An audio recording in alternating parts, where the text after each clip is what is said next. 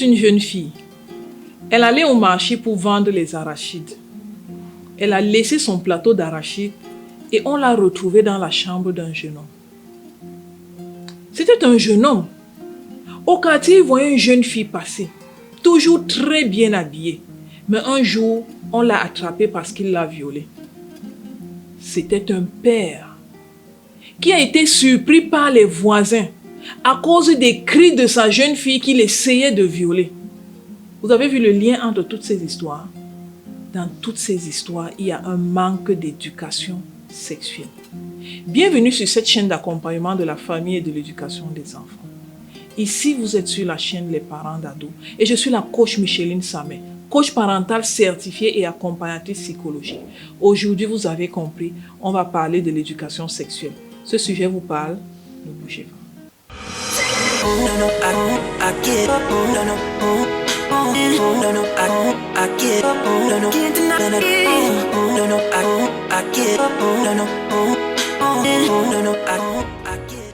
Vous savez, mes amis, quand on parle d'éducation sexuelle, généralement, on s'arrête sur le côté sexe. Parce que c'est ça qui fait bling bling, n'est-ce pas? C'est ça qui est à la mode. Mais est-ce que vous avez remarqué que dans le terme éducation sexuelle, il y a éducation? Oui, on éduque à la gestion du sexe. Mais est-ce que nous sommes assez outillés pour faire l'éducation sexuelle de nos enfants? C'est de ça que nous allons parler aujourd'hui. C'est très facile de dire l'enfant est têtu, elle ne comprend pas. Les parents qui m'écrivent disent que ma fille apprend déjà à chercher les hommes. Mais c'est tout à fait normal qu'elle ait envie de chercher les hommes. Quelle est l'éducation que vous lui avez faite dans le domaine sexuel? Généralement, on éduque l'enfant à savoir dire bonjour, merci, s'il te plaît, dresser son lit, ainsi de suite. Mais dans la gestion des relations, dans la gestion de l'amour, du sexe, quelle est l'éducation que vous avez donnée à vos enfants? Aujourd'hui, je voudrais partager avec vous quelques clés qui peuvent vous aider à faire que vos enfants ne se comportent pas n'importe comment. Première chose qu'il faut savoir, c'est que le sexe est un organe particulier du corps. Vous les parents, ou nous les parents, nous devons le savoir. Le sexe est un endroit particulier, un organe particulier du corps et il faut que les enfants le sachent. C'est un organe qui participe de la transmission de la vie sur la terre. C'est pour ça que ça n'a pas la même importance que nos oreilles, par exemple. C'est la première chose qu'il faut savoir. Tout à l'heure, on va voir comment dire ça à nos enfants. Mais vous ne pouvez pas dire ce que vous ne savez pas. Vous savez, on ne peut pas donner ce qu'on n'a pas, n'est-ce pas? Commençons donc par savoir que le sexe est un organe particulier. La deuxième chose que vous devez savoir, c'est qu'il y a ce qu'on appelle la gestion du sexe et ça s'apprend. Malheureusement, même les adultes ne savent pas gérer leur sexe. C'est pour ça que vous voyez aujourd'hui les scandales de plus en plus sur les réseaux sociaux parce que les gens sont complètement perdus. Donc, deuxième chose que vous devez savoir, on apprend à utiliser son sexe. Ça, c'est la deuxième chose qu'il faut savoir. La troisième chose que vous devez savoir, c'est que la façon dont quelqu'un utilise son sexe aura des répercussions sur lui-même et sur son entourage. Il faut être très conscient de ça. Généralement, on dit c'est mon corps, je fais de ça ce que je veux, mais il faut que vous soyez conscient que la façon dont vous utilisez votre sexe aura des répercussions sur vous-même, sur l'enfant et même sur la société tout entière. Ça, c'était les prérequis. Maintenant, entrons dans le vif du sujet. Permettez-moi de vous offrir un cadeau spécial. Je l'ai conçu avec mon cœur, spécialement pour vous. C'est un e-book. Son thème, comment amener son enfant à obéir sans crier. Mes amis, vous avez du mal à vous faire obéir sans que les enfants ne vous mettent hors de vous. Cliquez au bas de cette vidéo. Le lien que vous allez voir va vous donner accès à ce livre et ça va beaucoup vous aider. Comme toute éducation, il y a un protocole qu'il faut suivre. On n'éduque pas, on n'apprend pas les choses n'importe comment. On apprend les choses par étapes, de façon progressive. Dans la vie, c'est comme ça que ça se passe, n'est-ce pas?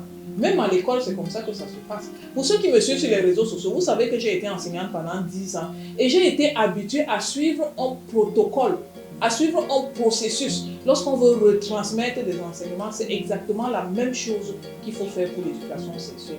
Vous savez, les enfants grandissent. Au fur et à mesure qu'ils grandissent, ils traversent des étapes et c'est comme ça que leur niveau de compréhension aussi grandit.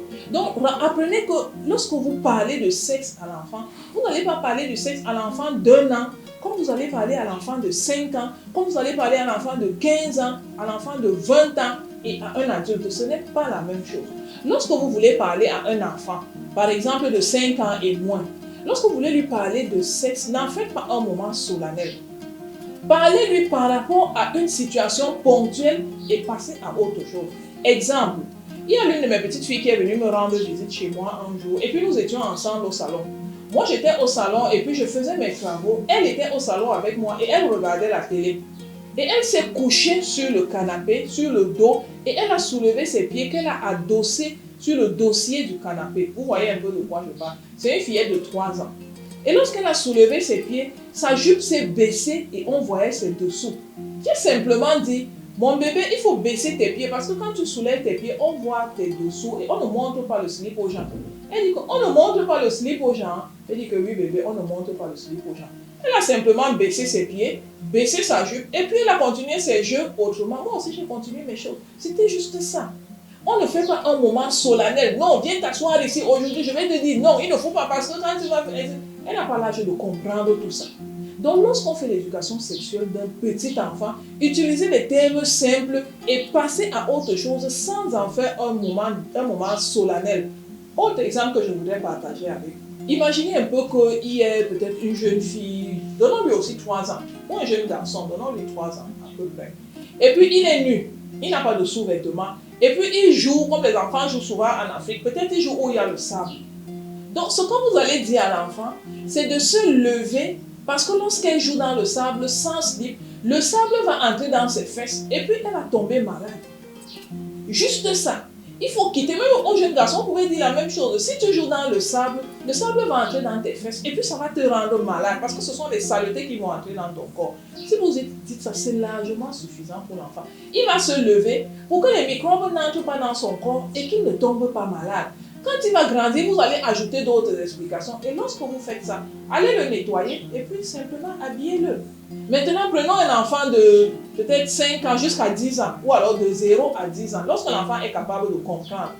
Quand vous voulez faire l'éducation sexuelle de ce genre d'enfant, lorsqu'il se lave, lui-même, laissez-le laver ses parties intimes. Expliquez-lui que lui-même doit laver ses parties intimes. S'il est encore petit, aidez-le seulement à verser l'eau, mais ne touchez pas ses parties intimes. Ça, c'est une éducation sexuelle. Lorsque l'enfant est petit, il ne sait pas encore se mettre à l'aise. Vous l'accompagnez aux toilettes. Lorsque vous entrez aux toilettes, fermez la porte. Ne dites pas non, c'est un petit enfant, il ne connaît pas encore la honte, il ne sait pas ce qui se passe. Il est dans un processus, vous êtes en train de l'éduquer. Lorsqu'il entre aux toilettes, fermez la porte.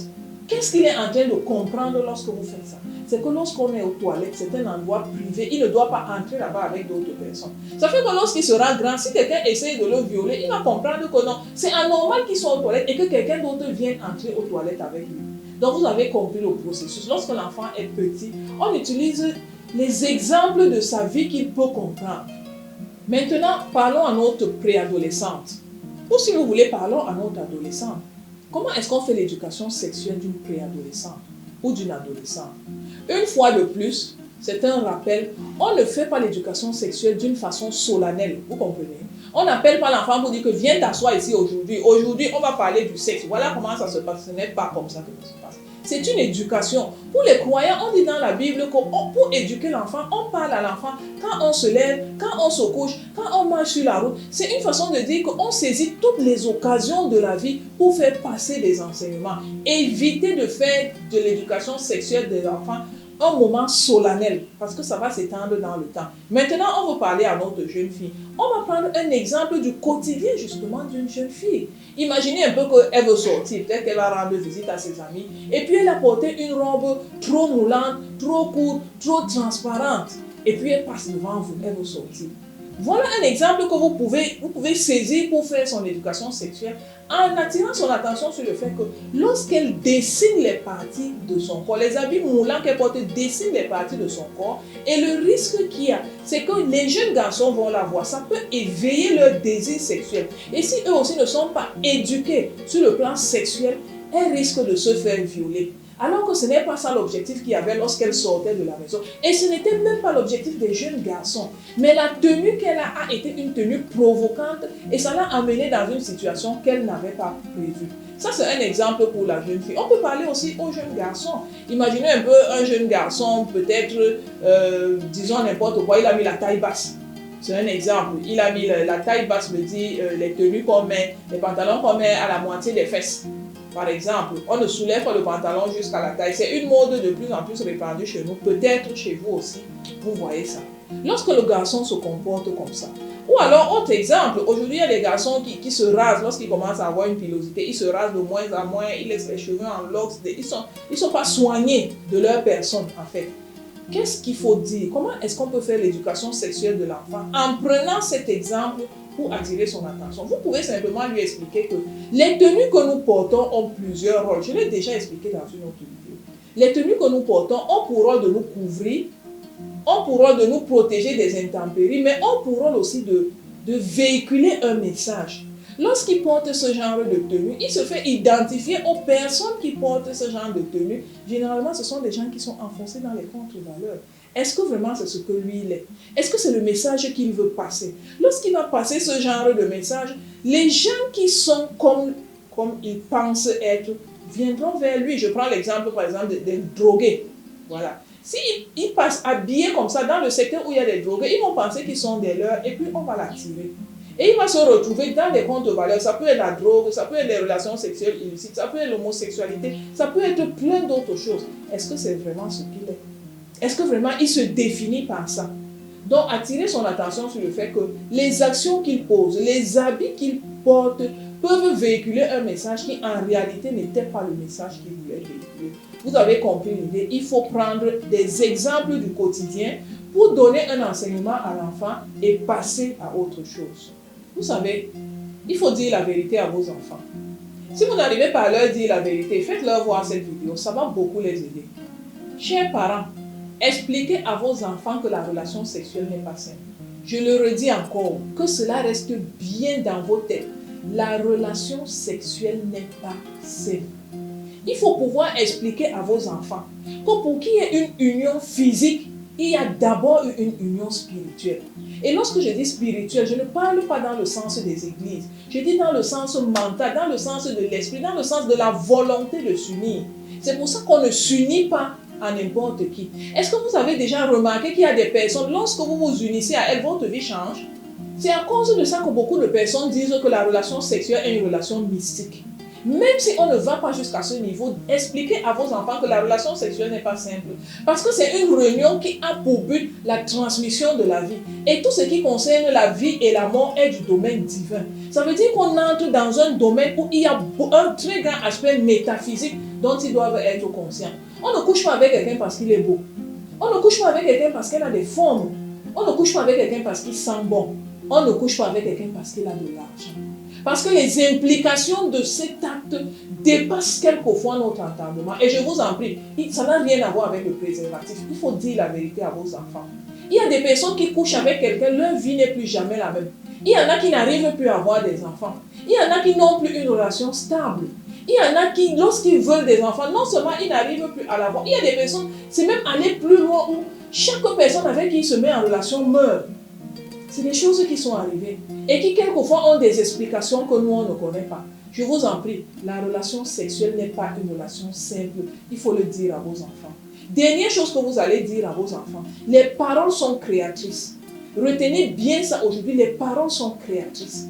Lorsque votre jeune fille va aller dire à quelqu'un que c'est toi l'homme de ma vie, je ne peux plus jamais être heureux sans toi. Elle dit ça juste peut-être parce qu'on va lui donner le billet de 5 000 francs. Mais je vous assure, elle va se rendre compte que quand elle va se séparer de celui-là, elle n'aura plus aucune relation stable. C'est tout à fait normal parce qu'elle a lié son sort lorsqu'elle a dit la dernière fois à quelqu'un que c'était lui l'homme de sa vie. Tous les autres hommes chez qui elle ira, ça ne va pas marcher parce que l'homme de sa vie, elle l'a laissé là-bas derrière. Faites attention à ce que vous dites à quelqu'un lorsque ce n'est pas votre mari parce que les paroles créent. Retenez aujourd'hui que les paroles créent.